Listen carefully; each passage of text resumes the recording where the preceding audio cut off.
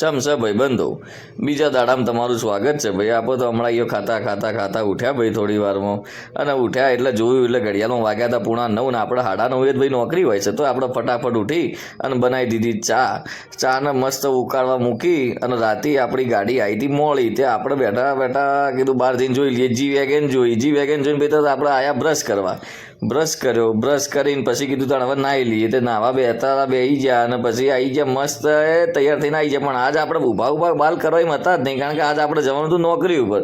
નોકરી કરી એટલે આડા બાલ કરી અને પછી કરવા માંડે આપણે શર્ટિંગ એટલે ઇન્સર્ટ કરીને આપણે થઈ ગયા રેડી ટકાટક થઈને પછી આપણે મારી લીધી ચાની ઘૂંટડી. અને આપણે ચા બનાવીએ ને ભાઈ એટલે એવી જ બને. તમે કોઈક દાડો ટ્રાય કરજો ખાલી.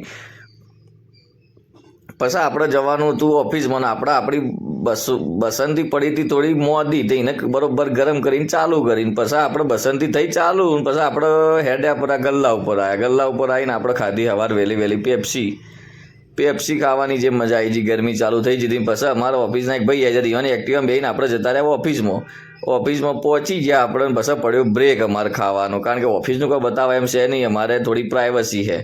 પછી આપણે પહોંચી ગયા. આજ હતો જુમ્મો, તે નમાઝ પડીને આપણે આવી ગયા બહાર આવ્યા ને પછી આપણે તમે જુઓ તો બજારમાં ફરતા નીકળ્યા આપણે તો હા. અને ગરમી કે મું ભલી ભાઈ, ગરમી કરતા તો આપણે ભાઈ આવી ગયા ઘેર. ચમકે આપણે ખાવાનું હતું બાકી, અને આપણે પછી બેસી ગયા ખાવા માટે. મસ્ત 2-4 નવાલા હારા ખાઈ અને પછી ચમકે આપણે ઓફિસમાં રજા મળી નથી. અડધો કલાકની રજા આલી હતી ને આપણે ફટાફટ આપણો કાળો ઘોડો લઈને નીકળી ગયા ઓફિસમાં પહોંચી ગયા આપણે ફટાફટ. ને પછી આપણે ઓફિસ છૂટી અમારે 6-6:30 વાગ્યા.